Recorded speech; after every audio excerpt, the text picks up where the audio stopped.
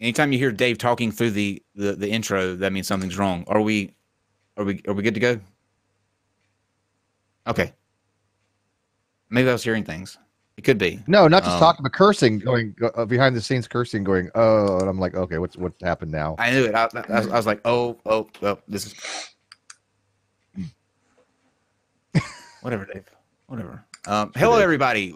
Welcome back to the show. We hope that you survived. If you were watching last night's stream today, we hope that you thoroughly enjoyed that. We did.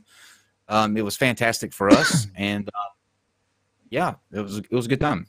But let's say hello to our guest of honor this evening. He is actually he's one of the most prolific flat Earth debunkers on YouTube now. I mean, got just blown up everywhere, and his videos are fantastic. I've actually been looking forward to having you on for quite a while now. So finally, it's here, and welcome, SciMan Dan. Thank you. Thank you very much for having me. Appreciate it. Absolutely. And we're gonna do kind of what we did, guys, Sunday, with a little bit of a difference, because we're not unless you know what, Steve, do you want to try your shot at some impressions tonight? I'll give it a shot, but I can't do impressions well. I mean, I can't even do a Southern accent. I can't do an English accent. I know, that's why I want you to do it. Do an American accent. You want me to do it a cappella too? I can sing it. Yeah, I'll give it a shot. I'll figure out something. Sure, why not? Okay. Just let me look at the calendar real quick. We have prison reform tomorrow at 8. Thursday, another big night. Aaron Ra is coming back, and he is going to have a debate with Reformed Christian apologist. Hopefully, my hope this time, and I think that I can pretty much say this with confidence, that Reformed Christian apologist is not going to get drunk prior, like the last person that came to debate Aaron Ra, and we're actually going to have a debate this time. That's a pretty safe bet, isn't it, Steve? I really wish you would, though, because I would like to see Reformed Christian apologists drunk off his ass. That would be very funny. And then I think that's all we'll go with for now. I told Steve before the show tonight. If you remember, about 2 months ago, we had Logic on here, and we had a discussion with Shannon and Casey, and we were talking to a couple people that identified as an incel. Well, I had originally talked to the guy who runs the website incels.me. He is the owner of that website, and I was trying to get him to come on to talk about that, since that's where all of them are. Like, literally, that's the base for an incel, and he didn't seem too interested at the time. Well, last night I got an email from him asking if I was still interested in having him come on and talk about that, and I was like, yeah, absolutely. So, interestingly enough, we also, on next Friday, I had Christy Winters, who is a very well-known feminist, booked. We were going to talk to her about some of the things with feminism now, but I got to thinking that right there would probably be a really good combo. So next Friday we will have Christy Winters and the guy who runs incels.me, and we'll see what happens. What do you think, Steve? What could possibly go wrong with that combination? A lot, probably. A lot, probably. Exceptionally amount. Yeah, no, I was looking forward to Winters too. I watched her have a couple of discussions with a few people like Sargon and a few other people. She's very knowledgeable in what she talks about, to say the least. Yeah. I guess I don't agree with her on a lot of things, but she's very knowledgeable. Those are the fun ones, though, when you don't agree.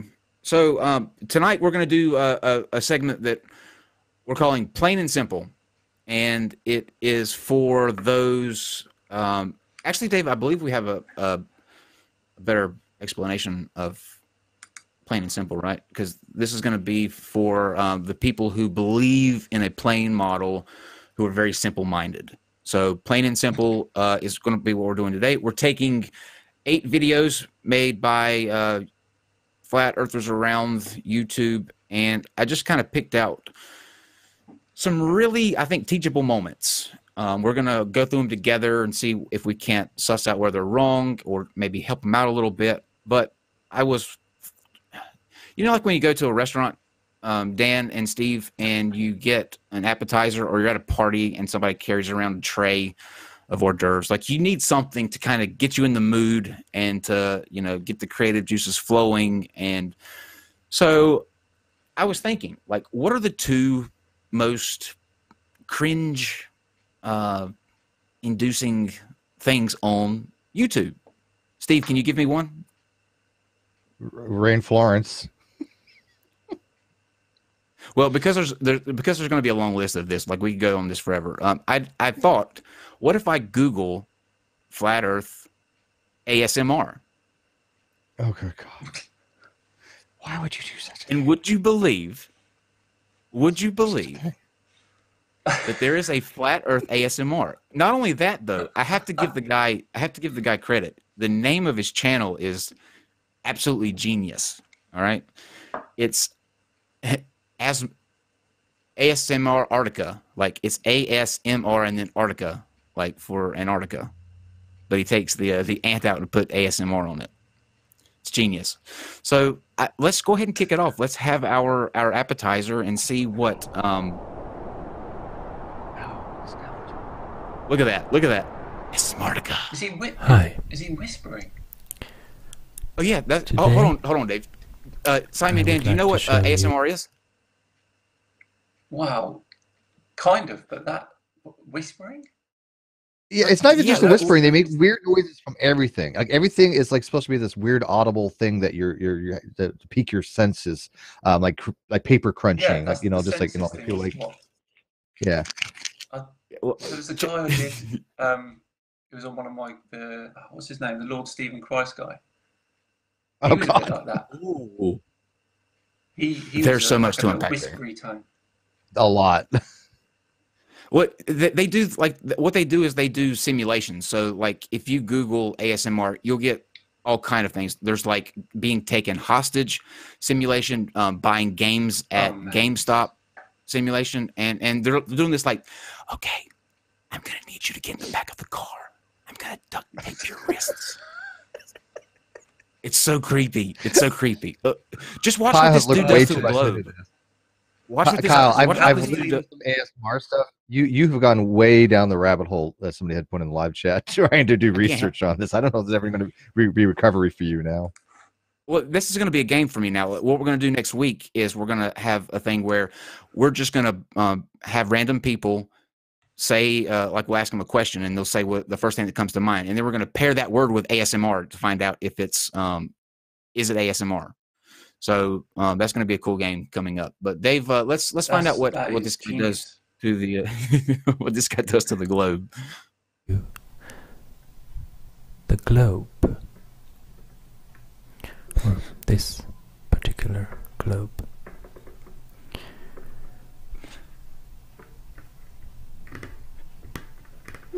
So it's quite old globe. I'm not sure exactly when it's from. All right, Dave, you can pause there and then go to the next on that. But while we're getting the next spot in this queued up, do you know how many? I want you to take a guess at how many subscribers this guy has. 706. 126,000. That's ridiculous. 100. He has more subs than any of us in this room, and he's whispering into a microphone and tapping on a globe, going, "Look at this globe. Look at how lovely this globe is." You know what video Kyle's going to make tomorrow, don't you? Yeah, I've just noticed I had a globe really similar to that when I was a kid, with the light inside it. It's almost identical, the colours. There you go. But you didn't think about doing ASMR with it. No. I was only like 11, I think. Because he's normal. All right, Dave. There's just a couple more seconds left for this. This was just to get the juices going.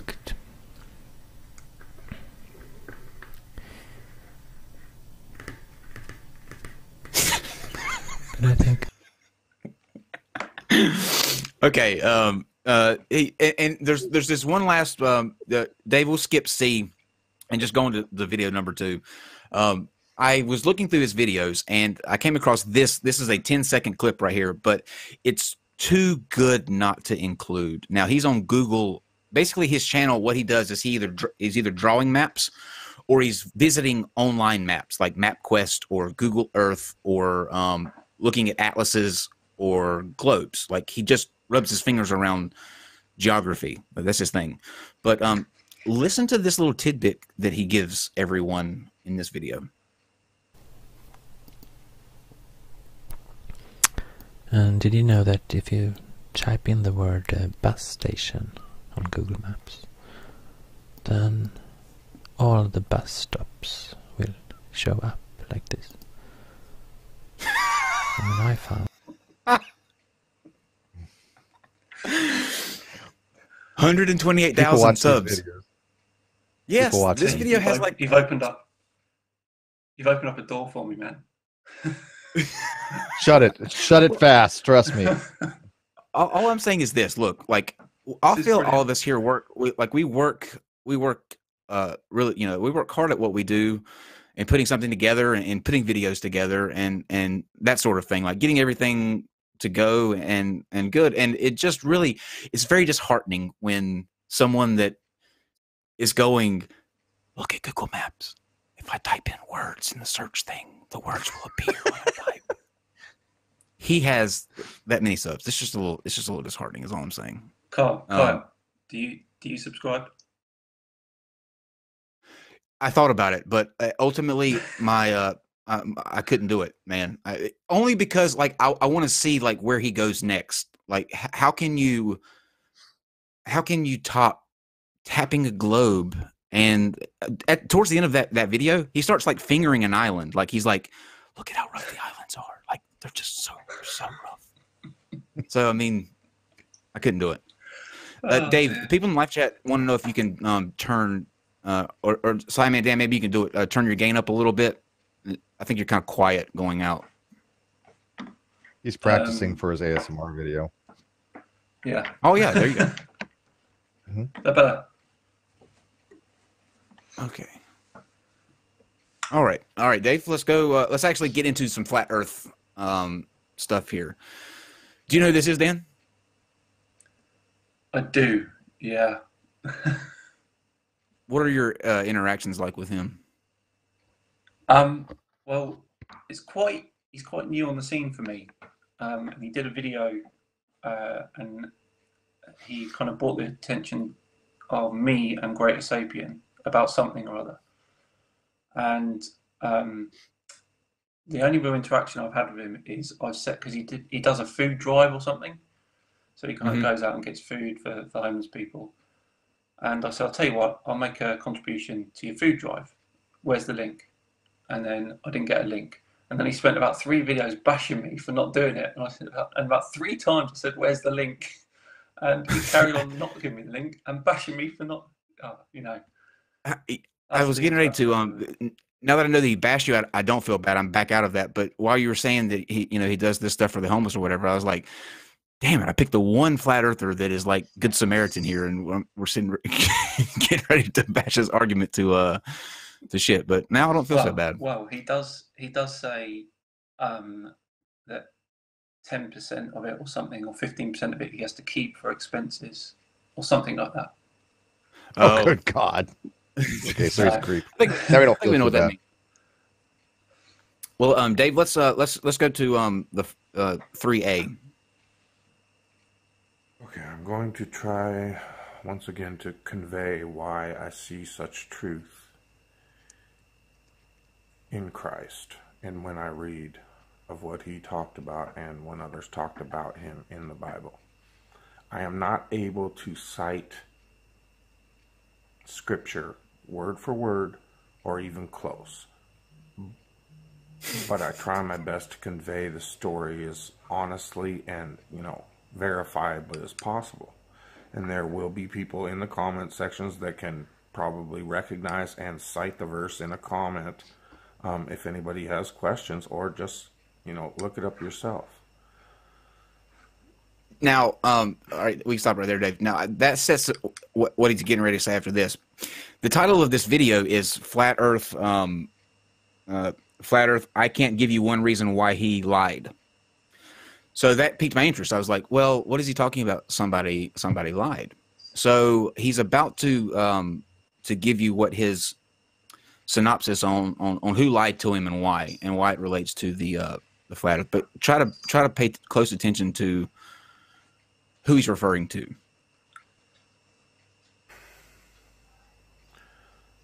But there are a couple examples, that I can think of off the top of my head that show, how deceived this world is, how he told us this would be, and that we ought heed the warning,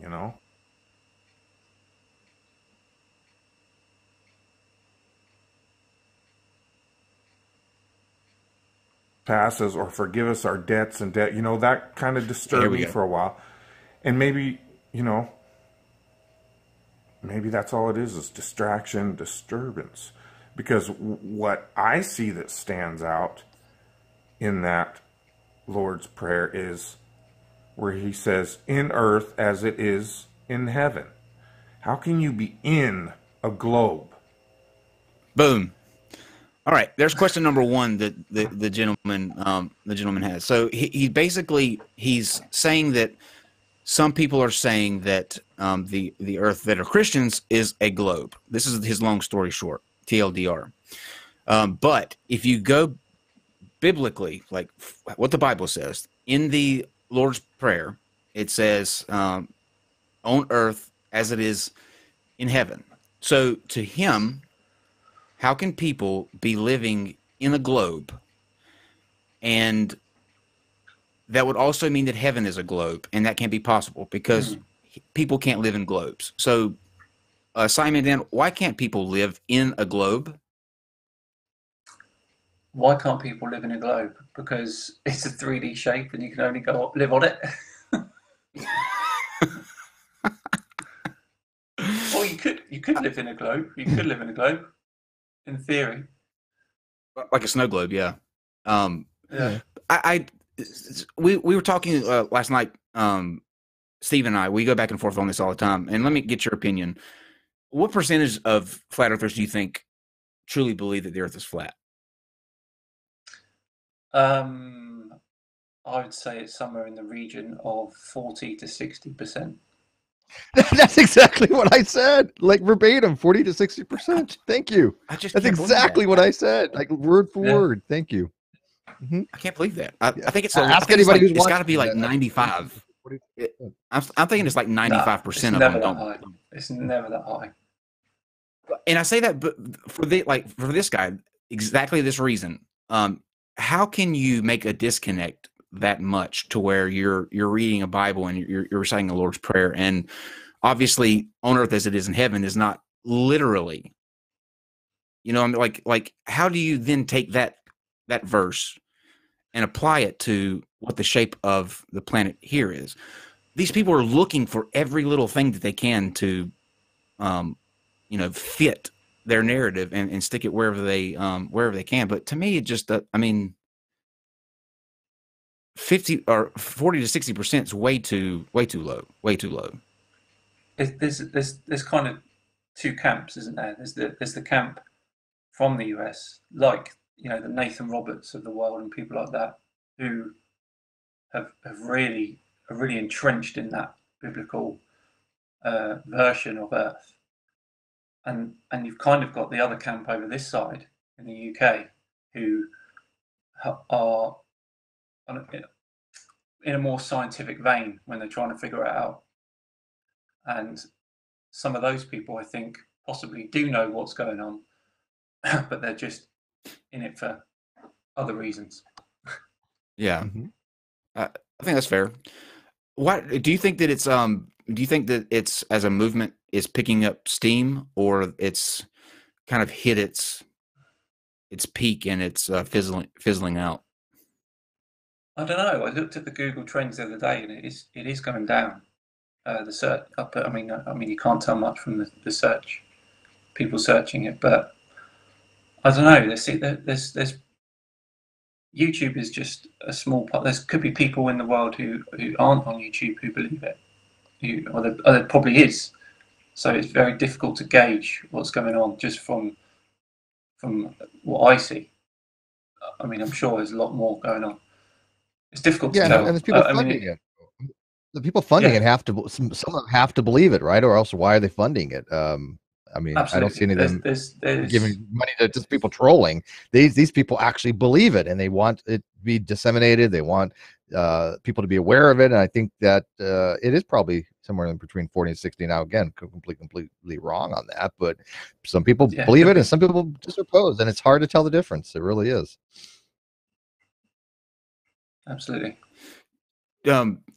Before we move on to his next point, what made you get into the flat Earth realm? Like, what was it that made you decide to kind of come at it from that angle?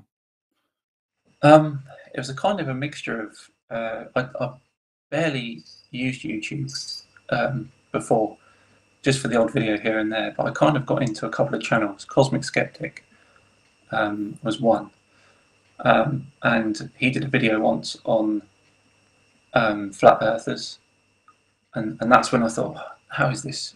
How is this even possible? Why are there these people? And then shortly after that, I saw a video, but I don't know if you've heard of him, Second Clancy.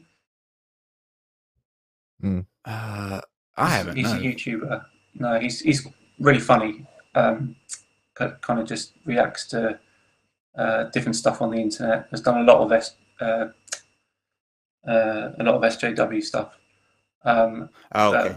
He did a flat Earth one, and it was hilarious. And I thought, how can these people believe this? And I thought, I'm gonna make a video. It just came to my head. I thought, I'm gonna make a video, and I had a look, and I saw a D-Marble video. I thought, right, D-Marble's gonna get it, and that was my very first video. And that's awesome. The idea was to do all of the conspiracies, but the next week I did another flat Earth one, and then another one, and it kind of carried on going and going and going, and I haven't really stopped. It worked for you though. I mean, you found your, how long have you been doing it? How long have you been on YouTube? My 1 year anniversary was the 5th of December. Oh, that's great. Yeah, I didn't make my first video until January. Yeah, that's exactly how we did. We're like a month in between when we opened the channel and when we uploaded our first video. What was I going to say about D-Marble? I can't remember if I put D-Marble in here or not. Maybe I did. Anyway, let's go back and see what this gentleman has left for us. I think there's one more on this one, right, Dave? The 7 to 7:30.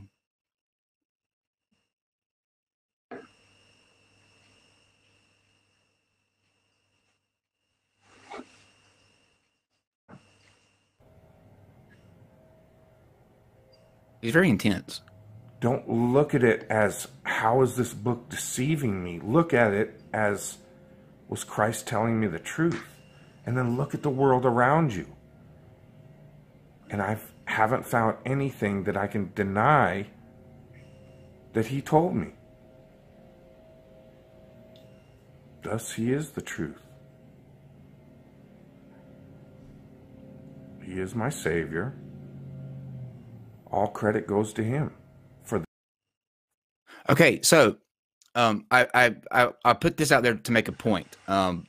There are, I think, like Dan, you alluded to earlier, there's a certain group of people who think that the Earth is flat that make that claim with no basis in any sort of reality or backed up by evidence.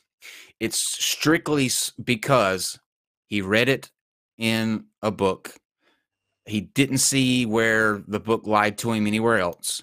Therefore, the Earth is flat. And to me, I think that that's That's the hardest one to fight against. You know what I mean? Like somebody that, when you use fate as a reason for why you think the Earth is flat, which a lot of them do, you really can't battle that. Do you deal, or have you come across people that you've had interactions with where maybe you've had a dialogue where that basis was in the fate side, not that the NASA's lying or that the the evidence is wrong?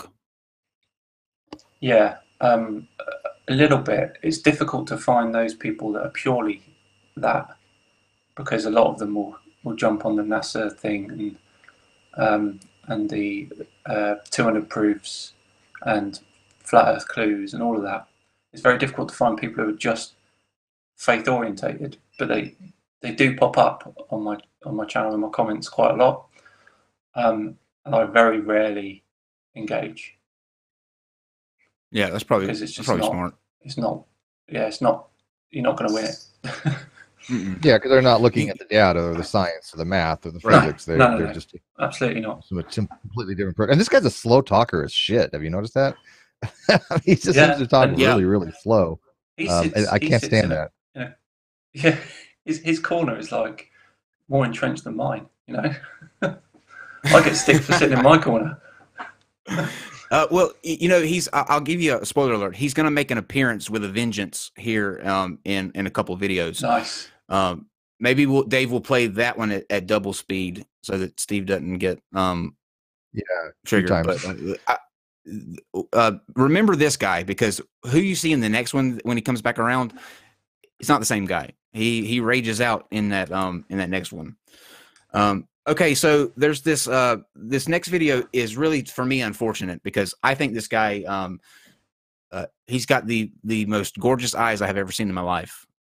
And to watch this video and hear the things that he's going to say, it's just heartbreaking. But he is a flat earther. He is angry that us people who believe that the Earth is a globe laugh and don't take them seriously. So he is putting forth 4 questions that if we globists were serious about this debate, we would answer, but we can't. So SciMan Dan, maybe you can prove him wrong, but he has 4 very serious questions that he wants to get through. Okay. It's just like whenever you ask them something, they can never answer it themselves. They never, have any type of response to it. They just laugh at you, or they say, oh, whatever, that's a dumb question, ask so and so. But a few simple questions that everybody should be able to ask themselves. Maybe we should play him at double speed too. One being, like Neil deGrasse Tyson says, for some of the proof that we went to the moon. Oh, if you look at it, that they use the exact fuel necessary to get to the moon and back. It's like, all right, fuel is used to power things through oxygen and combustion. The combustion of the oxygen is used to power a car off of the air through fuel. A boat uses water, the friction of water, to move forward for thrust. An airplane, same thing, uses fuel because it uses the combustion of the oxygen. Only problem with space is it's a vacuum. Okay, so pause it right there, Dave. So, that's question number 1, SciMan Dan. How can, if space is a vacuum, how can combustion be happening and ergo movement in space? Well, first off, why would you not use the right amount of fuel?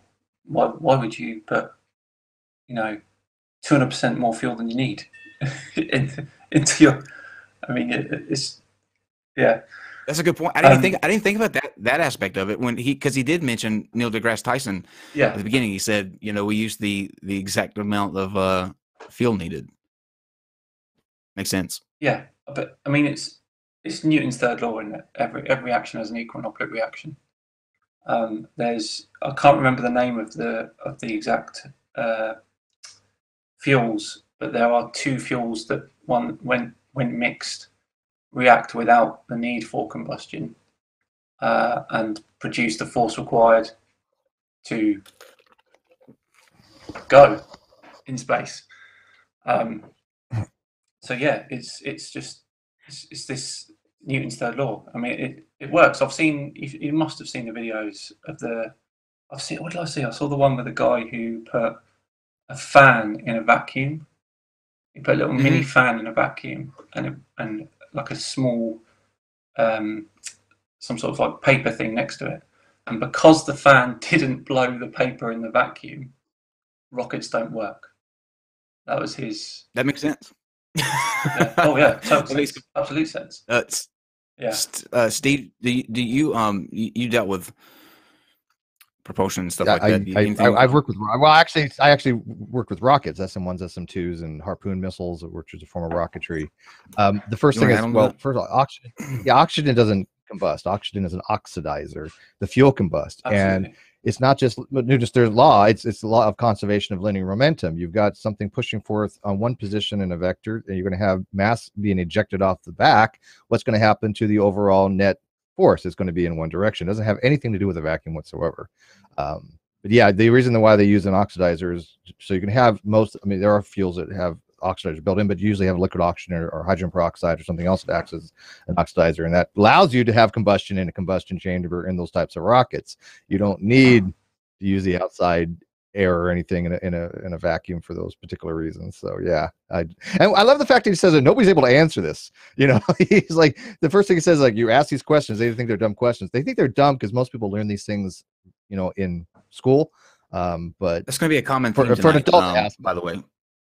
Just get ready for that. That's going to be a common theme. Most of these videos start out with, no one can answer this question, or I haven't heard any serious responses to this yet. Even though, like, where did I put that paper? Last night I was getting ready, like I was going through and picking out videos, if I can find it. But what I did was I made almost like a graph chart where I put the flat Earth arguments like laid out, where you have the main arguments that they have, the arguments that they go to when they get confused, the like their staple rebuttals that they have, and it's literally like 16 points. If you go and you watch flat Earth videos, they all revolve around 16 different points of contention. You know, there's the gravity is not gravity, it's buoyancy and density, or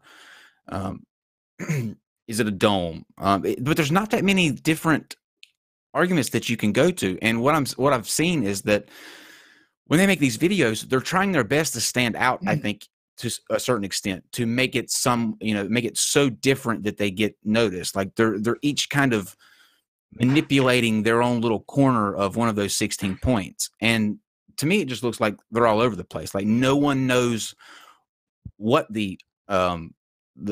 what flat Earth exists for the people who are on the flat Earth side. You know, is it a plane? Is it a disc? Does it sit on pillars? Is there a dome? Is there a firmament? They're all over the place. What do you think about that? They don't necessarily. They don't necessarily say the Earth is flat. A lot of times they just say, "I know it's not round." That just drives me nuts. Yeah, not a globe. Not a globe is their big thing, isn't it? Yeah, the British ones. I don't know. You find that quite a lot over here. That they say we don't know what anything is. We don't know what the sun is. We don't know what the moon is. We don't know anything like that. We just know it's not a globe. That's what they're like. It's pretty much I don't know, and then insert anything after that. yeah, but they think that admitting the fact that they don't know all this stuff gives them some sort of sense of intellectual honesty, which then other people will link to and say, okay, yeah, this guy's saying I don't know what it is, but I definitely know it's not a globe, and here's his proofs, ABC. And to the normal person, that ABC might be like, oh, hang on, yeah, he's got a point there.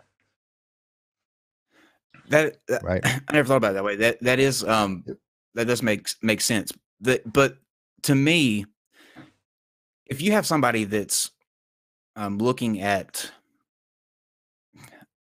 I mean, look at NASA. How many government space agencies are there around the planet? How many different private space agencies are there? How many employees work at those places? Like, you would have to literally have tens of thousands of people involved in this cover-up, and none of them would have had to say anything. Not one of them. In all the years that we've dealt with space. How is that possible? They say for that one, I think that the higher level people, they're in on the conspiracy. But the ones below believe the higher up people. So there's a smaller amount. This is their theory for it. There's a small amount of people in these agencies that know about the truth, and everyone else below them just believes what they think they believe, but in fact they don't. That's what they say quite a lot. That's even more bizarre. Like these people, like you have scientists that are looking up in telescopes and looking for exoplanets and monitoring stars and comets and all this. They would literally have to be designing all of these pieces to fit in with this conspiracy. It makes way more sense that it's just the way that it is, and that's what they're dealing with. Not that it's like X-Files. Seriously, it is. It's like X-Files. It's like something's going on. Do you really want to know what's going on? Here you go. And it's all cloak and dagger underneath. So yeah. Well, it's because they don't understand it. They need the conspiracy theory because that's their only way they can wrap their heads around it. I mean, like I'll pointed out, if these scientists, right, the lower echelon people, we're not going to call them the higher ups, but the people actually on the ground doing this stuff, and people creating these satellites, doing the engineering, working the math, working the physics, don't you think they're going to be smart enough to go, hey, we put all this effort in to make something work, and we can point something to the sky and see if we're getting a signal from it. We can see if we're getting data from the Parker probe, right? You're not going to be able to fake these people. They're not idiots. Yeah, absolutely, totally. All right, let's go to his next question, Dave. Secondly, when a plane is told, a pilot is told get to one altitude and stay there. So basically, they get to an altitude of 30 to 40,000 feet, somewhere in between that, and they lock it in right there, and they go straight the whole time to their destination. So if we're on a globe that's constantly curving because a circle constantly curves, the nose of the plane would, stay straight and go off into space. They would have to, bend down gradually to go. We can stop right there, Dave. So, SciMan, why? it's almost too much. It hurts. When you go to an altitude and they stay there and they cruise to their destination, why are they not drifting off on into space and just continuing on a straight line? Well, it's one of our magic words, isn't it? It's one of our magic words that we use, which means nothing to them.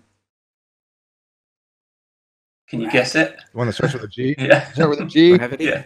Ends in ivity? That's it.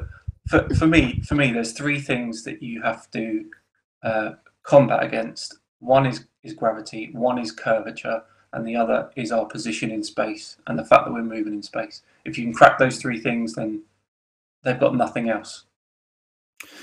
But maybe you can, I guess in his mind, he's thinking that when a plane goes up, it's not correcting for the curvature that he thinks that it should. It's not dipping down every several thousand feet. It's not taking a dip to compensate for that. Well, so, the Earth's not 10 miles wide, is it? It's huge. Right. The reason is pretty simple. You need thrust in order to add energy into a system and make it go higher. If you're at a constant thrust, how are you actually going to gain altitude? If you think about this, if you want to gain altitude, you need thrust. But if you're at a constant thrust, you're not adding anything to it. You can stay tangential to the center of the Earth the entire time, and so you're not going to have. And when you're in level flight, I mean, you can control a little bit of things with your ailerons or elevators. I always get those confused, even though I have flight simulators. But if you're not adding any energy to the system, you're not going to go into outer space. You're going to stay constant around the curve. It's not that what's going on in their imagination? In their imagination, Steve, what's going on? Because they think that because there's a curve, that you're just going to fly into outer space. Yeah, they can't. There's a fundamental lack of understanding in their own imagination when they're trying to picture these things. They're picturing a toy plane in a globe. That's what they're picturing. Right. Yeah. Well, they think like kindergartners. Just to play devil's advocate, what would happen if a plane did try to compensate for the curvature? Like, what if it was dipping down every So how many 100 feet? Well, it'd be pretty bad news for the plane, wouldn't it? Yeah, It would crash, right? yeah. It would Have you been crash. playing and fell 100 feet? I mean, it's a hell of a feeling. I mean, but yeah, you don't want to do that because you'd end up probably hitting the ground at some point. You'd have that really bad high pitched warning going, pull up, pull up. It's such a shame because this, like I said, this guy's so pretty. It pains me that he's this dumb. All right, Dave, let's go to the next point. I know. I hated to do this. I really did. He's got a gym coming up here, I think. It's either this one or the next one. He sounds better at 2 speed though. Also, the Earth's rotating, so if you're flying with the rotation of the Earth, you're basically like you're gonna have to go a lot faster than if you were going against it. You know, where it's rotating this way and you're flying against it, you're gonna move way quicker than if you were going with it. But that's not the case. We just fly and it's the same time everywhere. There's Okay, so when you fly with the atmosphere against the grain, you should, in theory, have to go faster to compensate it. Yet we're able to take flights to and fro, same amount of time. So, SciMan, Dan, why is it not harder to fly through? I don't know what he means by against the grain, but I think he's saying like a steak. You know, you cut a steak one way. Well, I assume he's talking Coriolis. So he's saying why can you not fly kind of into that force? I guess that's what he's talking about. Maybe. I mean, your yeah. guess is as good as mine. Well, Go with that, man. The Coriolis force is not that powerful if you're going to talk about flight. You know, it's going to be less than a mile an hour worth of wind. So it's nothing in terms of, it's not an issue for a plane. I was thinking the atmosphere. Sorry, go ahead. I was just going to say the atmosphere is. A little lag. You go ahead. You go ahead, SciMan. The atmosphere is rotating with the Earth.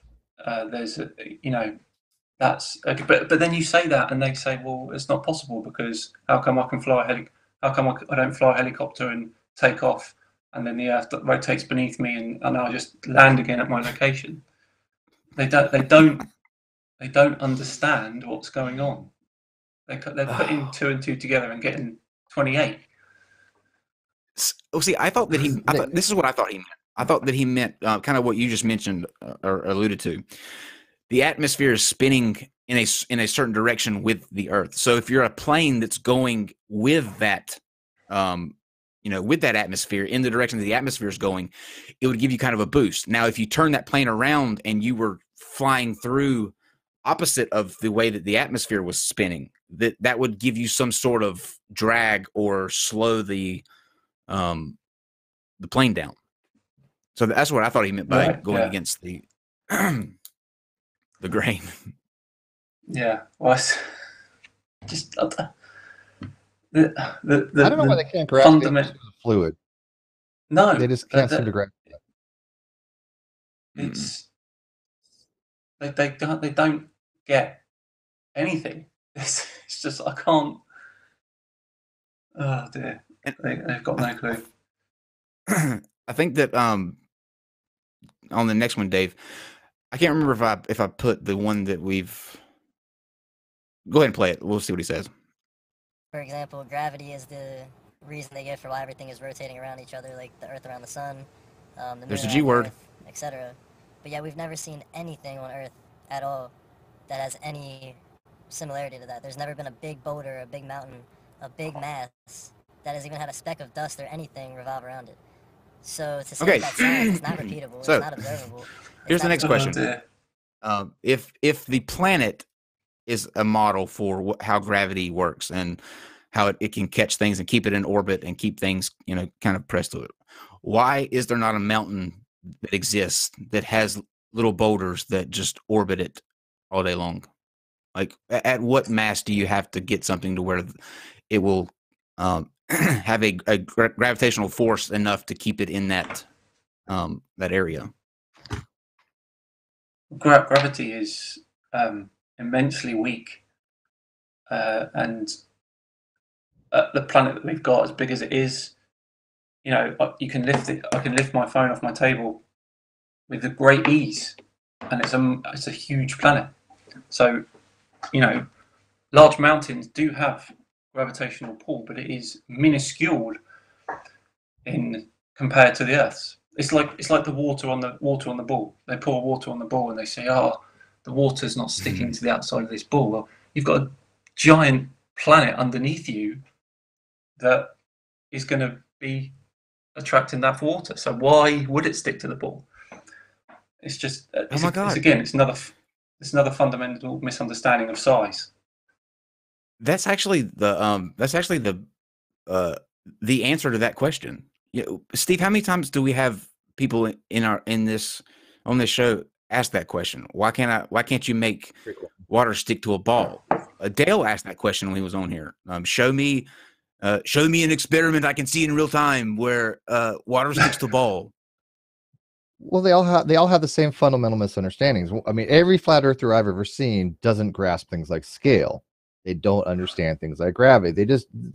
I don't know if their brains are not wired for it. I don't know if they had, shitty homeschool. I have no idea to explain this phenomenon, but pretty much one thing that's ubiquitous between all flat earthers is the inability to understand these types of concepts. All of them. Dave, we're going to go to video number 5. Now this isn't so much a question, but I got Tau Ceti Alpha did another amazing job on his Flat Earth Full Retard mode. If you haven't seen it, you need to go see it. But I'd never heard of this gentleman. Yes, he's amazing.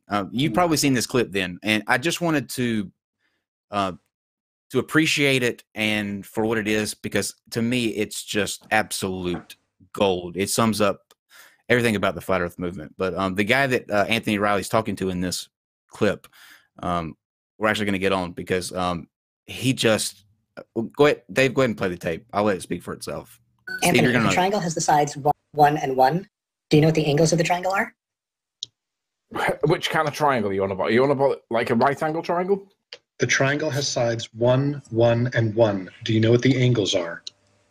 The angles would be, well, it would be an equilateral triangle, wouldn't it? Right. So what are the angles? Now I'm going to ask this again. If you have a triangle with sides of 1, 1, and 1, what are the angles? I'm gonna pull up a triangle calculator. Let's do this again. Anthony, a triangle has sides 1, 1, and 1. What are the angles? Is somebody recording this? Because this is just priceless. Well, the one I'm using, it's not giving me any when I do it. So this calculator is wrong, or you're wrong. We have a triangle with sides of 1, 1, and what are the angles?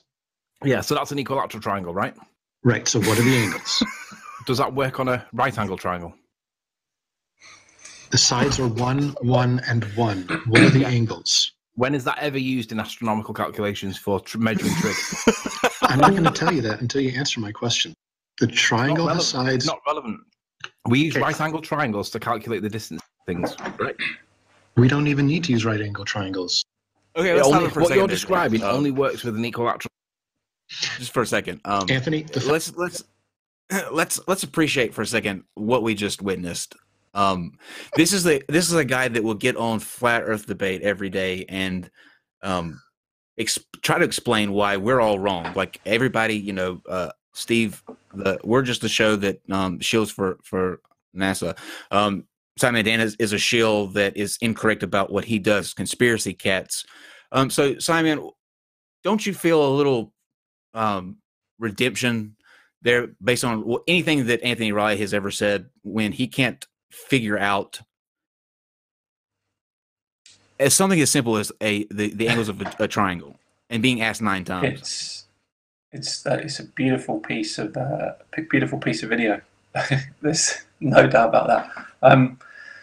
Yeah, he really does convey an air of excellence when it comes to what he's talking about, but half the time it's absolute gibberish.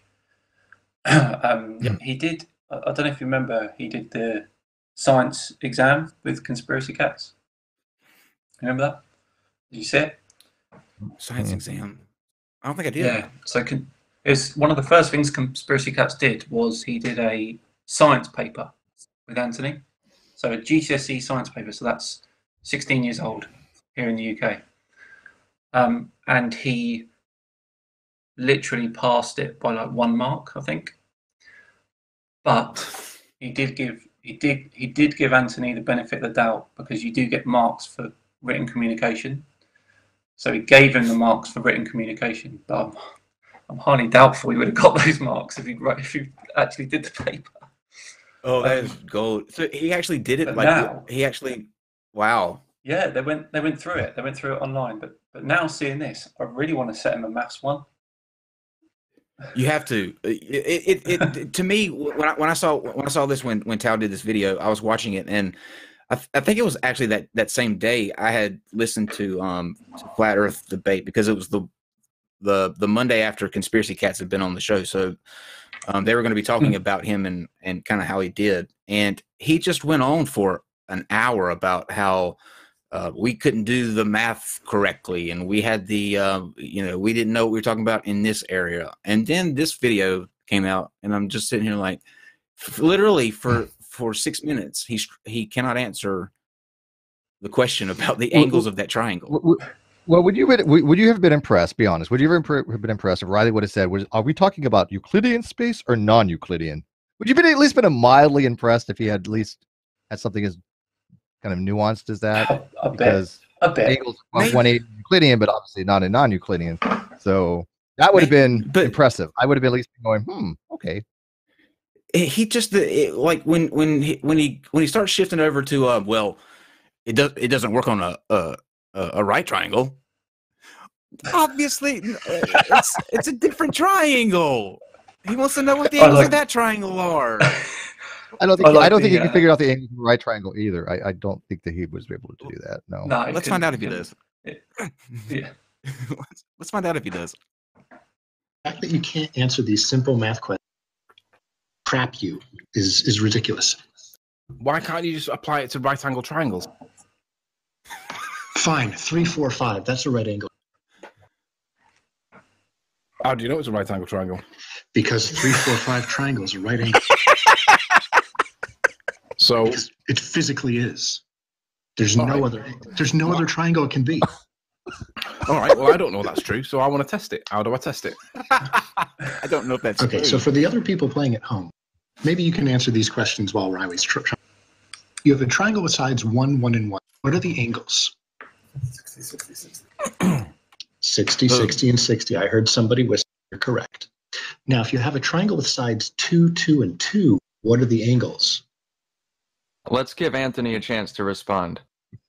Well, this is irrelevant. I've already stated my position. No, it's not. Your inability to do math is totally triangles. We don't use equilateral triangles to calculate the distances and stuff.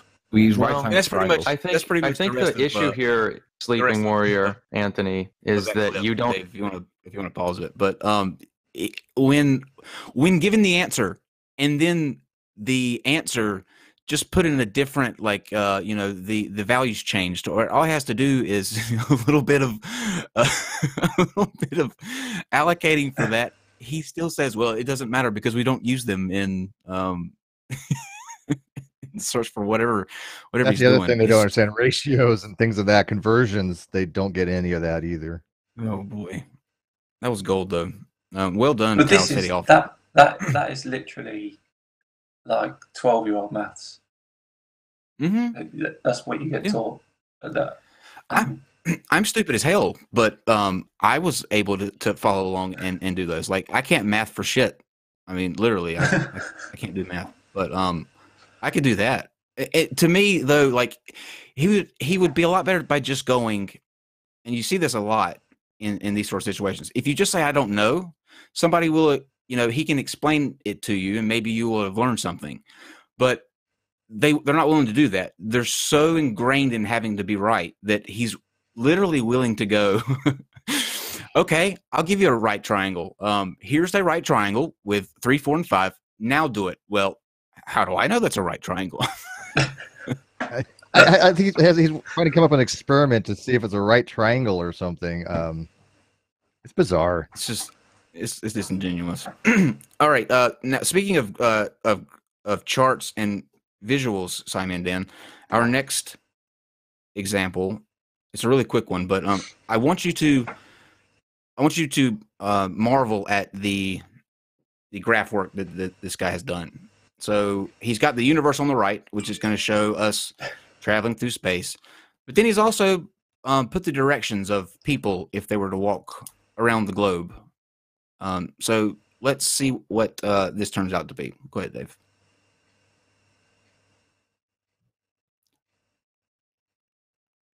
Oh, I think you went too far, Dave. Start at 58 seconds. Yeah, there you go. Okay, so he's asking the question up top, which way is up on the heliocentric model? He's making the argument that the Earth is the center of the universe and that it's flat. And the only way to know direction is because you're on a flat plane. If you're on a globe, when you're upside down, down is up is down, and then it's the inverse when you're either on the east side or the west side of the globe. So how are you still able to maintain up when put on different positions on this globe?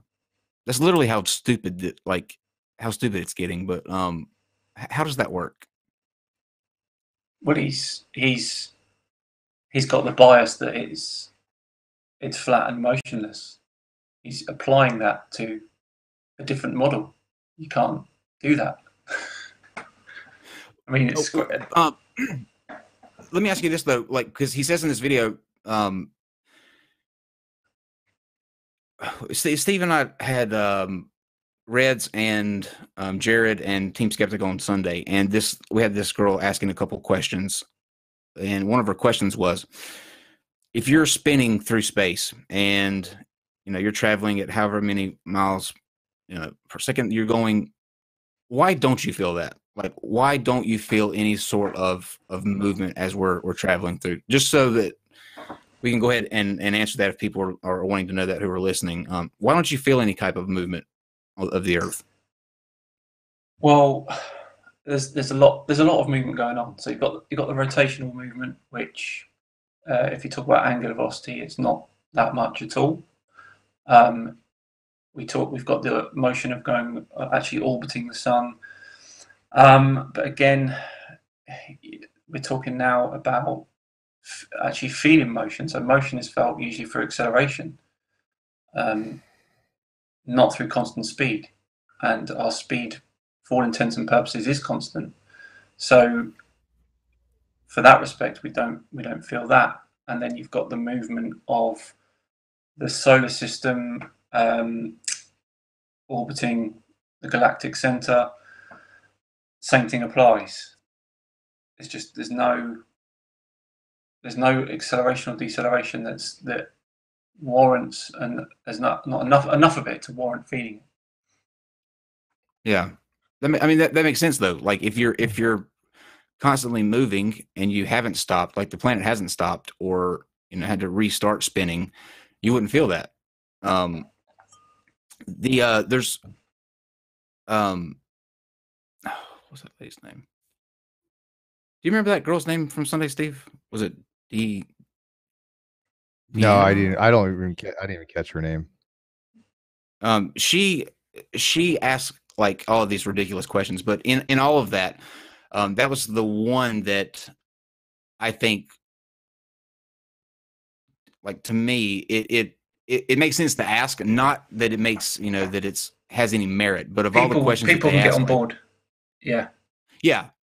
That's the one that People they kind of get on latch board with onto that. because because it makes sense if you stop and think about it, or if you don't know like you just explained how that works, it would make sense that wait a minute, I'm not spinning around at however many thousand miles per second, but I just didn't understand. Like this guy, he's a Muslim flat earther, so what he does is he makes his videos based on how the Quran advocates for a flat earth, and then he'll put up like all these Quran verses trying to show the correlation between the Quran and the flat Earth. But are there many Muslim flat earthers that you've come across? Because this is the first one that I've ever heard of. Yeah, I've not come across any before.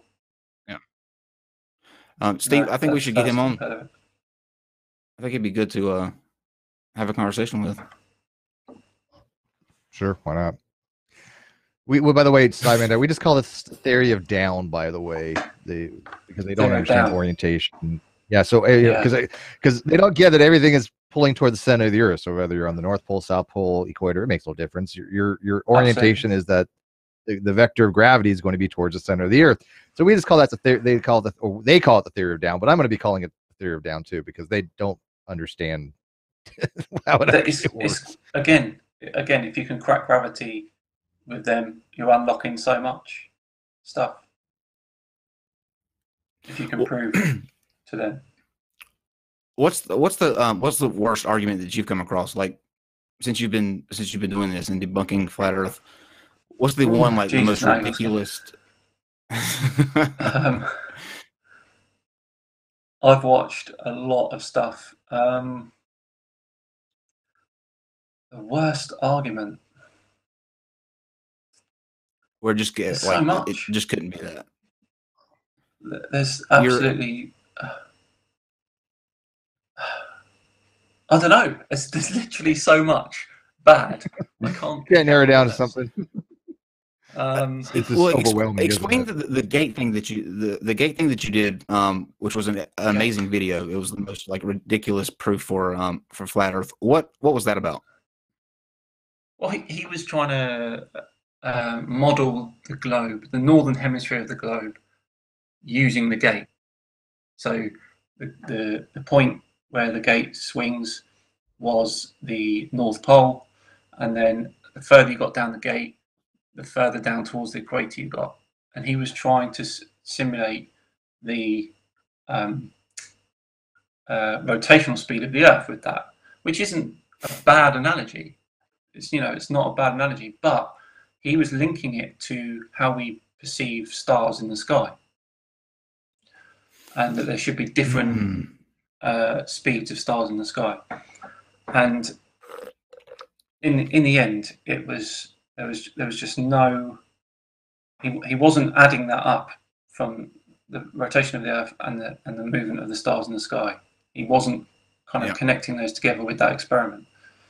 And in a way, it's definitely not. I wouldn't say that's the dumbest though. I wouldn't say that's the dumbest thing I've seen in terms of kind of proof that they've got. I'm going to put Delano TV for his comment about Hillary Clinton and the glass ceiling as the absolute worst. To me, he has done it. I disagree. That was brilliant. I think that was actually brilliant in a way. So I can't call that the dumbest because I got to take into account that was actually pretty ingenious. Do you think he's for real, Dan? Do you think Delano TV is like an actual, or is that just like a satire parody channel? It's got to be, isn't it? It's got to be. I can't believe he did a video where he drew a globe on the whiteboard and said the people in China, and then he drew the person on the bottom of the planet. For someone in China. So he must be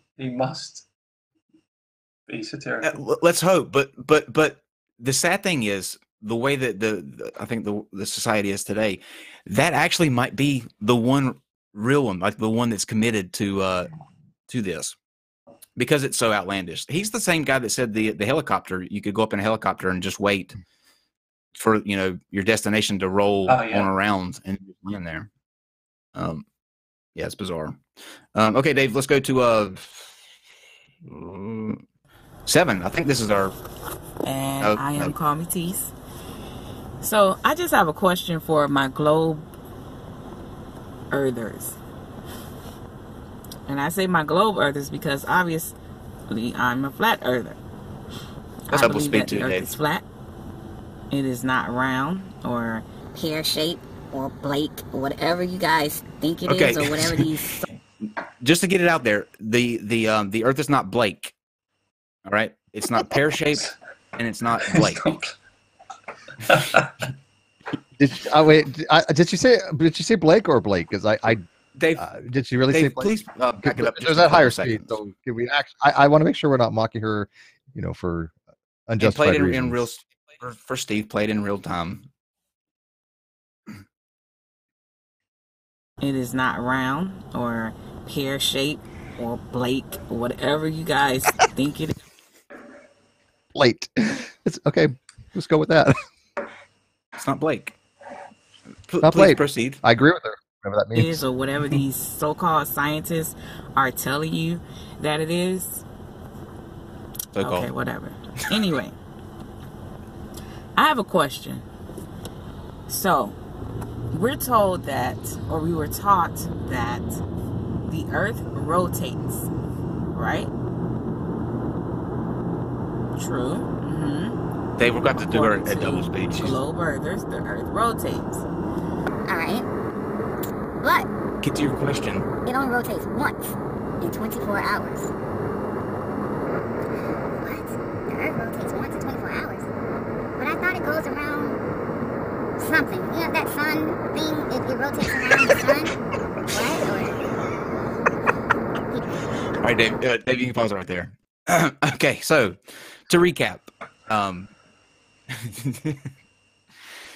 all this, guys, all this is doing is proving my point and my position when we first started this stream that 90% of them are absolutely full of crap. I think she believes like this. No, I disagree. No, this woman just doesn't understand concepts. She believes this. No, I don't think she's equating a year and a day. Literally, that's what she's doing. She's putting a year. Well, she's creating revolution with revolving, rotation, and they're not the same thing. Right. Rotation with revolving on the sun, they're not the same thing. So she's saying that because it turns once in a day, it's also supposed to be going around something else, right?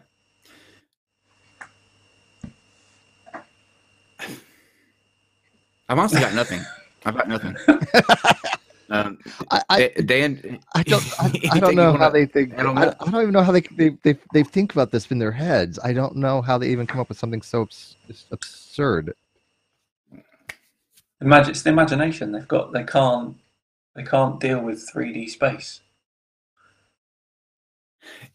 Do you think that's the case? Do you think they have conceptual issues? I mean, literally, because many of us have a testing. We have to take tests, and you have to have spatial relationships, and you have to have abstract conceptions, and there's different other things that you're tested for. Do you think that some people, just for whatever reason, they do not have a very high acuity or ability to do spatial relationships or anything like that? And maybe they don't understand things like 3D space. They just unable to imagine it, process it, figure it out. And it is some kind of physical or mental limitation. I think that might be the case. I always say that flat earthers think in 2D or even 1D sometimes. They've got no. I think the Morgul did a video once as a response to me, and it was about Venus, about seeing Venus later than you're supposed to see it. And in his rebuttal, he kind of got the cartoon picture of me and put me on one side of the Earth, and then drew a line to Venus, but he had to kind of draw the line over the curve of the Earth to get to Venus. So it was like a little bump in the curve. And he was saying, see, you can't see Venus. It was like pure 2D animation. Oh, boy. Oh, man. So, that's what irritates me the most about these situations, though. You have these people that admittedly say, like, how many times did she say revolving around or whatever you call it, or, so-called this?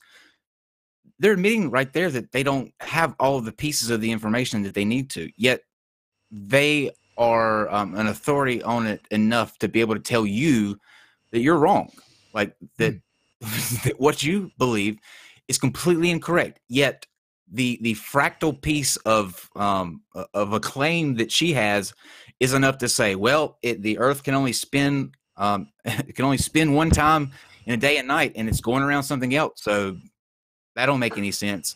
Earth is not a globe. There are very few of them that have a complete understanding of what's going on. and the very few that do are the ones that you probably think aren't really flat earthers. I would agree with that. I would as well. But I've noticed the same thing on many other subjects as well. People that don't know anything about evolution think that they're able to correct biologists. People that don't know anything about astrophysics think they can correct astrophysicists. And it seems to be something that the people that don't even have my rule of thumb is this: if you can't even explain how the model's supposed to work, right? If you, let's say you don't agree with whatever it is, the Big Bang or evolution, whatever, you can't explain how it's actually taught. You don't explain it well enough to falsify it. Absolutely. I agree. Bringing back Anthony Wiley quickly, he stated on a show the other day that he's debating a physicist in January, a university physicist. So that will be interesting. So many things wrong in that sentence right there. You know that, right? Yeah. Wrong. You know, I honestly feel bad for him. Like this is the first time I genuinely feel bad for him. I mean, we just saw. I think I feel bad for the physicist. Gonna go. Okay. Dave, let's go ahead and hear her next lovely question. If in fact, now let's just say the Earth is flat. Flat. Okay. This is gold, guys. Then we have the sun and the moon. And no, I am not putting up symbols. We have the sun and the moon. Right? Watch this. Watch this. And I'm going to go down and imagine the Earth being flat and rotating like so. Rotating like so. All around. All around. So you have the All right, sun Dave. and the moon is over here. To recap, if this is how we think of the sun and the moon, like this up in the sky, all we have to do to prove that the Earth is flat is just turn your hand over and then imagine your hand spinning back and forth. See, all done. Earth flat. And she's what is that? Filming and driving at the same time as this. Yes. Yes. I still think she's throwing symbols. But that, I mean, we laugh at that. That is an actual thing that they believe. I think most of them do, that the Earth or the sun and the moon are 2 points above us, always in the same like plane together, and they just spin, kind of out and inward, and that's how we get day and night. Is there any way that, let's say the Earth was flat? Okay, let's just give them that. Is there any way that model would actually work? Highly unlikely. You need to come up with all sorts of forces to explain why the sun and moon are doing that. Some of them don't even believe that they're physical objects. They think they're just lights. What's creating that light? What? There's so many unanswered questions with that it just can't be feasible. Would it the question that I have, if you had those two things, right? If you had the sun and the moon up in the sky and they were spinning around or whatever, would there ever be a point to which you would get complete darkness like you do, like now on this side of the planet? Could they be spaced out far enough to where that was a possibility? Well, I think. If we were going to be hypothetical. Well, they talk about it being a spotlight, don't they? So that there's a point where the sun is a spotlight and it only lights a certain portion of the flat disk, and they attribute the seasons to the sun kind of moving towards the center of the disk and towards the outside of the disk and having that pattern throughout the year, so that there's a different day length. So they think about it, they've thought about it, but again, what drives that? What force drives that? Because if it's not gravity, they have to have a force that will drive that. I hadn't heard that they think it's a spotlight. I thought that it was, they assumed it was, so they don't believe that the sun is an actual, like anything that we consider it, right? It's just a spotlight. No, they don't. I mean, they don't think it's as big as it is. They don't think it's physical. Although the ones that maybe do think it's physical think it's small and close, which makes it appear to look like a spotlight. There's so many. That's the problem. There's so many different versions of what's going on up there. that it's impossible to attack all of them. Who's changing that light? That'd be my question. Who Exactly. and when are they changing this light? All right, Dave. I think she's got maybe one more, I believe. Measure that. I'm not here to debate that. I'm here to just make you think about true logic, basically. Okay. This is the, I remember writing this down now. This is the last point that I want to put with her. All right. Let's back that up one more time, Dave, so that Steve and Dan can really hear what she's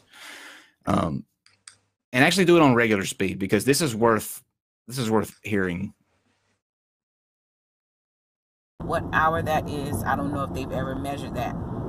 I'm not here to debate that. I'm here to just make you think about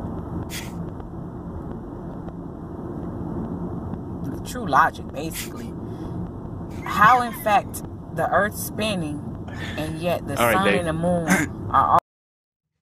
So the gold in this clip was that she said she's just here to make us think, and then she says about, and then there's 8 seconds of silence before she says true logic. That's irony. All right, Dave, last one.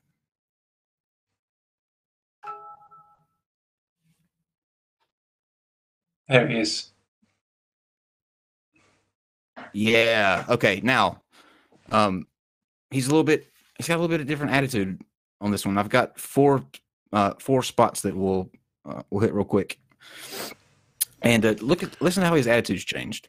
Okay, there's a reason when I have to break down the deception and obfuscation of reality by these globe proponents that I call it going back to kindergarten. There's a reason they start pounding the globe into our heads from cradle and have to continue to grow. Okay, now that's just an introduction to this. He's gonna pull out his props right here.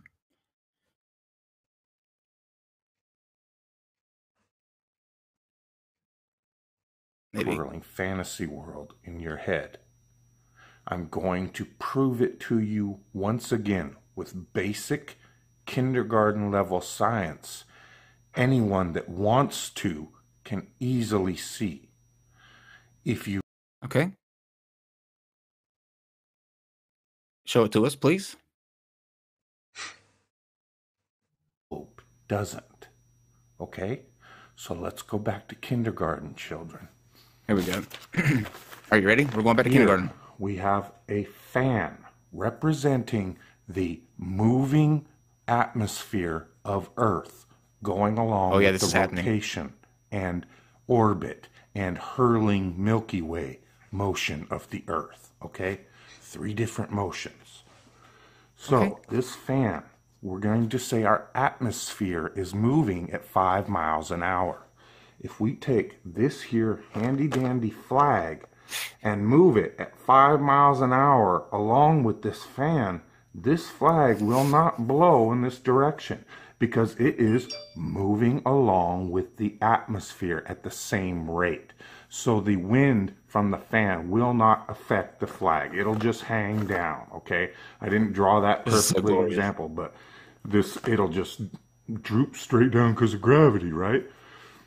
So if we move it along at 5 miles per hour along with the fan, there will be no effect on the flag. It'll just be like you're holding it still. Okay, Dave. So go to the next time frame. He's going to sum it up right here. I just wanted you to get his prop. Like, he's taking us back to kindergarten by creating an experiment with a fan to represent the atmosphere that had nothing to do with kindergarten, but in his own words right here. Viable and repeatable. So, unless you globe proponents can show me the car, the train, or the plane that Earth is traveling in through the galaxy, shut up with your planes, trains, and automobiles. When we do science, we can test the conditions of our outside world in the conditions of the outside world. And every single solitary time, that fan will show you you cannot walk the opposite direction of a moving atmosphere. Okay, so let's regroup. Simon, Dan, what's your takeaway in what you just witnessed there?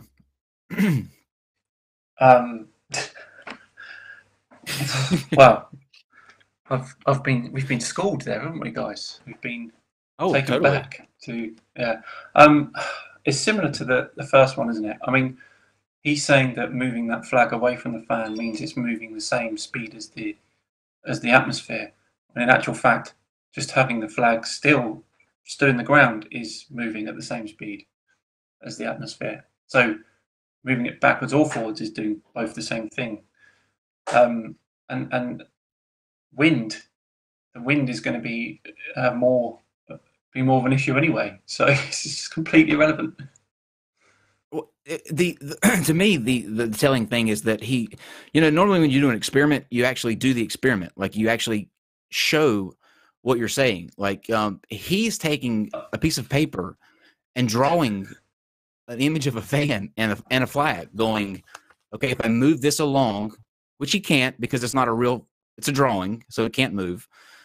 He's not even attempting to do the actual experiment. That to me shows you, or that sums it up, his entire point. But he's got one last thing that he says in here that I couldn't resist putting in. So let's listen to that, and then Steve will get your take.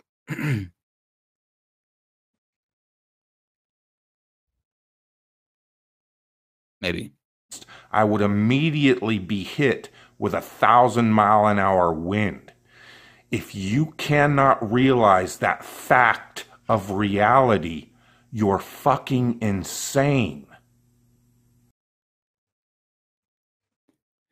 Now, if we can't realize that I just wanted to let sit there and just kind of marinate with everyone for a few minutes. We're the insane ones, Steve. We're the insane ones. You're muted. You're muted, Steve. Muted. Oh, I was going to say, I'm sorry. I said that for having these types of discussions, there might be some validity to that. That is true. Yeah. What's your takeaway on his experiment though? Well, I don't know why any of them just don't bother to go take a simple basic course in physics, right? I mean, if you're in a car and you're traveling at 100-some miles an hour, you don't have 100-mile-an-hour winds in your face, right? The atmosphere inside the car is moving along the same speed you are. The atmosphere on the Earth has drag. It has the same speed at which the Earth is rotating for considerable distance. If you have something spinning in water, you'll see this flow that goes around with the spinning whatever bar or whatever spinning. You'll see it because there's a drag coefficient that's involved here. So these things are fluids. The atmosphere is a fluid. So just because the atmosphere is moving at a high velocity, we're not experiencing that. Now, if it changed for some reason, if the velocity changed, which would be the magnitude of the direction or the scalar directional thing, you have an acceleration. So acceleration is just a change in magnitude or a change in vector. Then you're going to feel that. Then you're going to notice it. So if all of a sudden the Earth stopped rotating, we would notice it. Matter of fact, the Earth would pretty much disintegrate, obviously. But yeah, he doesn't understand these concepts if you think about it in a plane too, he's been in a plane, right? If you're playing, you're going, several hundred kilometers per second, you're not feeling that. Now, if the plane takes a dive, where's the plane, train, or bus that the Earth's flying through space in, Steve? I don't know. Before we roll to super chats, Simon, Dan, who is if you had to pick one, who to you is the? I don't even know how to phrase this question. Is the poster boy or girl for flat Earth, but in the most in the worst way possible? You know what I mean? Just like a person with horrible arguments and is getting looked up to. Like, who do you see as the biggest threat in that? Not threat to any of the arguments on the globe side, but just threat as in being able to influence people negatively. Well, you've got to look to the bigger channels Globebusters, Jaren, they're big. They're big. They've got a lot of followers, but how many of those followers are genuine? How many are there to laugh at them? I don't know. But they are like nothing. There's no setbacks for them. So even though Jaren has done all this stuff, he's filmed the ISS, he messed up that experiment at the end of the documentary. That doesn't set him back at all. You know, and the Globebusters crew, they've got hundreds of thousands of subscribers, and they just know nothing, and it's sad in a way. Do you think that Logan Paul was for real when he? Surely, is he ever for real? That's a good point. You know, and we haven't talked about that Steve, like, on here, but we haven't touched on Logan Paul. Do you think that? No, I don't. And I was actually trying to get Jacqueline Glenn to come on and talk about that. She had actually had a video discussing Logan Paul a little bit, and I wanted to get her take, and some other people, some prominent YouTubers and atheists out there that you know, have dealt with Logan Paul more directly. I don't watch any of Logan's stuff. I think he's just a twit. I have no interest in anything that he puts out. I've watched the one thing where he went in front of the flat earthers and said basically, he agreed with them or something, and they all went fanning or something, and I'm like this is just total bullshit. So, I mean, do you think it's real, or just him being Logan Paul? Well, it's got to be, isn't it? It's got to be him being Logan Paul. I mean, he had all the. It's like they gave him a crib sheet for flat Earth stuff. The talking points, right? It.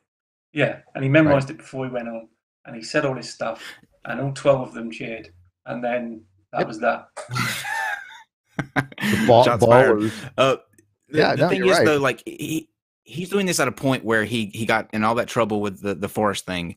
He was, on a decline, and he needed something to boost his popularity. And the one thing to do that is to get in with a group that, is the in-out crowd, I guess, is the best way to put them. Like, they're the emo kids on YouTube. I guess. Yeah, but he's seen that there's popularity in that, especially in the US. He's seen that, and he's trying to ride it. Yep. Maybe all three of, or I guess all four of us now. Reds, are you in there? I don't know how. I was just sleeping, and then I just found myself in this call. And how do you keep getting the link? Yeah, I don't know how you keep getting in here. You find your way in every. Have you and SciMan met before?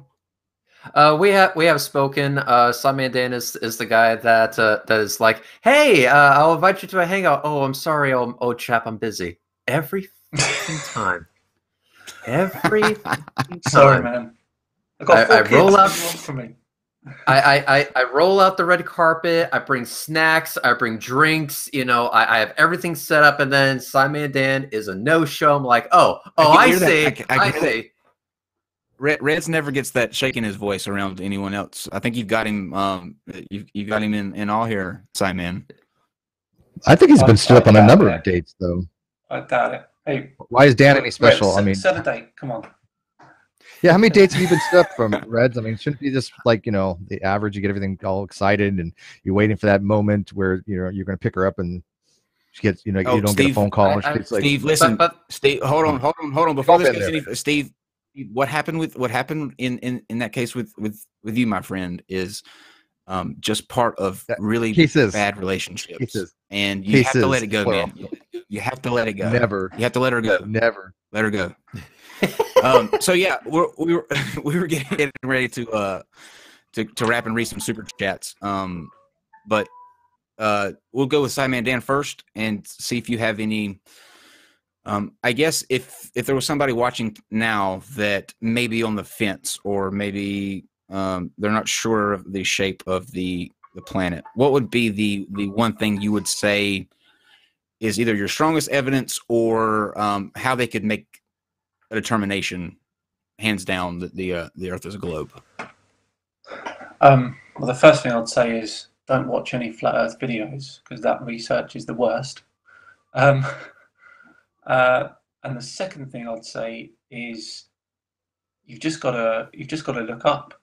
You've just got to look up to see, because as soon as you do that, you can then realize our place in the solar system. You can understand what's going on, and that's the first thing. That's the first kind of key into understanding everything else. Once you can get that, gravity is next, and so on. There's so many things like lunar eclipse. Lunar eclipse is not possible on a flat Earth. There's no model for it. There's no explanation for it. The radial motion of stars. There's so much. There's so much. I'm actually planning on doing a year-long experiment where I will be tracking the motion of Barnard's star, which has the highest radial velocity of any star that we can see.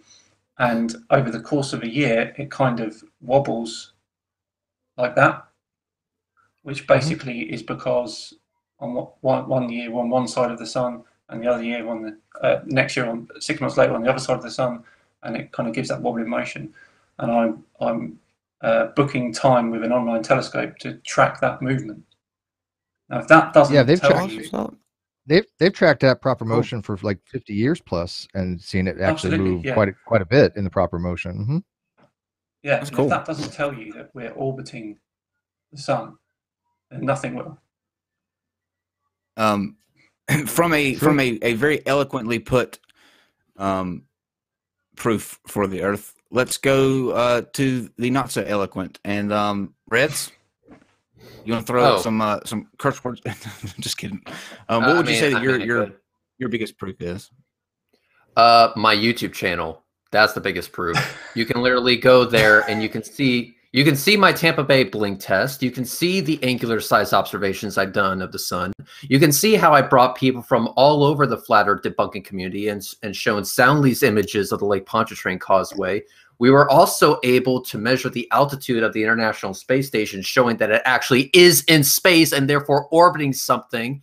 And here's the thing. In order for something to be orbiting another thing, the thing that's orbiting cannot be flat. That's not how this shit fucking works. And then Reds, on top of that, okay. Hi. Go ahead. Oh, no, that's okay. Go ahead. You sound like you had something important to say. You seem very tense. You seem very tense tonight. You seem very, very, very. He keeps getting stirred up by Dan. Do you blame him? Okay. Do you want to know what it is? You want to know what it is? I woke up this morning at 4 o'clock in the goddamn morning to sit in Orlando traffic to go see a rocket launch that ended up getting scrubbed. On the way back, a tractor trailer flipped up a rock and cracked my goddamn window. So not only did I go to a launch that was 2.5 hours away in one direction, only for it to get scrubbed, but I now have a fucked windshield because of that, and I have to go back out there again, putting my ass on the line so that you guys can get evidence that these rockets actually go to fucking space. They're not balloons. They're not fireworks. They're not firecrackers. Get your head out of your ass. Look at the shit that I am doing because you dumb fucks think the Earth is flat. I literally am cracking my fucking windshield over this shit. Breathe. Okay, Red, breathe, my friend, breathe. Okay, and by the way, I did hear that it got canceled, and I'm sorry to hear that. So that's okay. Let's go to super chats before Reds dies literally. I'm okay. Okay. You fucking noob. Okay, just a second to pull these up. While he's doing that, I'm going to say anticorpuscular rays of one of the most prevalent, easiest ways to determine that the Earth is not flat. Go look at the sun when it goes over the horizon, and go look at the mountain. And look at the anticorpuscular rays, and you'll actually there's no ways around it. It's round. Mm-hmm. I actually have anti-compressor rays filmed from the sky. On my way back from New York City, I actually filmed myself flying over those rays. And guess what? It confirms that the Earth isn't fucking flat. It doesn't because in order for the sun to be in that position in the sky, you would need a curved surface, because on their model, the sun is about 3,000 miles up. At that altitude, with a disk as big as they say it is, it's not going to get that close to the horizon. ever. That's not how perspective works. What they have is not called perspective. It's flirspective. Basically, whatever the hell they want it to mean. I see what you did there. Very clever. Praxis may salt. These names, man. Praxis May Sulcurious says, if you're happy and you know it, clap your hands. Just me? Okay. Clapped. Wellington Smith says, Dan, just a little louder just a bit, which we took care of earlier. Cruising the South says, going around the world from cruising the South. Yeah. Is that possible? Can you go around the world from the South? Yeah, you can go around the world in any direction. There's 4 cardinal points, and pick any direction of those, or combination, or whatever way you go, you're going around the world. You're going to go around the world. I mean, that's. Your satanic Kabbalist, Freemason, Illuminati overlord, and pleased with your faith in our globe lie. Your souls will never be returned. Keep them. I didn't lose my soul. I sold it on eBay. What's this? The Friendly Atheist actually did that. Did you know that?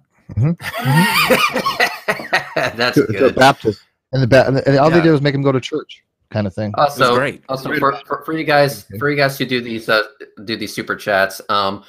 Since I stumbled in here, I'm just going to say one thing. Then I kind of have to get the fuck out and prepare for going back to Cape Canaveral for you guys. So yes, SciMan Dan, you do know of International Baller Day, right?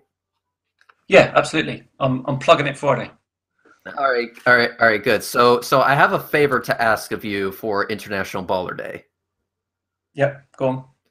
If you could, like, instead of just announcing it, could you sing it? Are you serious? Sing it. I think you look like the type of person that has a beautiful singing voice, and I would like for you to sing it for everybody. I have a horrendous singing voice. And you know what? Even better. No, don't worry, Dan. that is not fair. Reds has a history of doing this shit where he puts people on the spot to sing or wear wife beaters during a debate. Which you got the wrong color. So there's no way you will ever get me singing. That's Bye, Reds. Have a good one, guys. All right, man. All right, let's get through these. We got to wrap this up.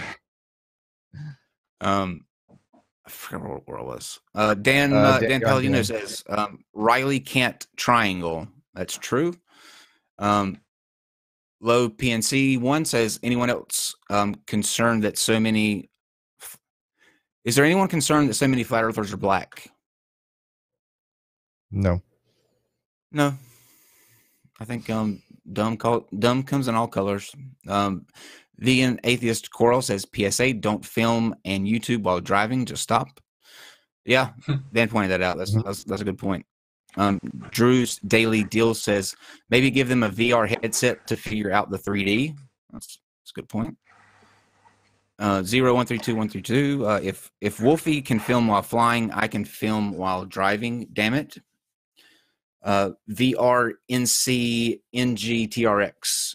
Don't YouTube and drive. It's dangerous. You could drive off the edge. Everybody's more concerned, and I guess rightfully so, with vlogging and driving than the Earth's shape. So I guess that's a good thing about society. Like we're more concerned about their impending doom, not their long-lasting doom. Jonathan Bunch says, hey guys, good shit, keep it up. Thank you, Jonathan. And Steven Steen says, when is SciMan's next debate with Conspiracy Cats? He does this all the time. You think, I don't know, we'll do something soon, but it won't be a debate, obviously. Yeah. Y'all make a good team, I think. I think the you guys are good. I told you this earlier, but the English, like the accents, to me, I think that when you're presenting something like trying to make a case for the shape of the Earth or presenting an argument, you automatically win by default with the accent. it sounds much better. Like, the Earth is not a globe coming from a British accent. So, but yeah, Dan, thank you so much for coming on. This was awesome. You're welcome. There wasn't any questions that we couldn't answer, which I wasn't concerned about. Yeah. But yeah, people be advised that there are people out there among you in your everyday life, shopping next to you, going to school, getting food next to you, that think that the Earth rotates one time in a day and it's done. And how do you fix that? That's all I'm saying. How do you fix that? But that's it for us tonight. Dan, please take a second and let people know where they can find you, your social media links, where people can go to follow you, and anything else that you want to put out there before we wrap up. Sure, yeah, I'm on Twitter at SciMan Dan, and I've also got a SciMan Dan Facebook page, so you can check me out there. By all means, if you want to chat with me, then send me a message. I'm happy to do it. Excellent. All right, Steve, nothing from you. I just want to put out there, I made a faux pas. I messed up because of time zones, because we don't live on a flat Earth, and the thing that I had scheduled yesterday, which to me would be Wednesday, in Australia is not Wednesday. Today is actually Wednesday now over there, and so unfortunately I won't be doing tomorrow. I'm actually doing the interview tonight with Dr. Graham Opie on my channel in about 25 minutes tonight. Instead of tomorrow. It is going to be closed. I might have a few people come in, but we're going to be talking about his book, Atheism and Agnosticism, in great detail, running some arguments that I've had that people may know that have been making waves in the atheist community with him, and discussing that topic. So if you're wanting to come over and listen to that, it'll be on my channel in about 20 minutes or so. I put the link in the live chat, and I'll put it in the video description later. But come on over there and talk about that. I need to correct one thing before we close out that Steve just said. Not some people know that argument that you have. Everyone fucking knows that argument that you have. Good. That's good. They should know. All right, guys. We'll see you tomorrow at 8 o'clock, where we will be something close to my heart. We'll be going with Nicholas Lamar's Soder about prison reform and the need to redo how we do crime and punishment here in the States. So, SciMan Dan, thank you again. It was lovely having a chat with you and going through this, and hope to see you soon. Thank you, dude. Non sequitur. Your facts are uncoordinated.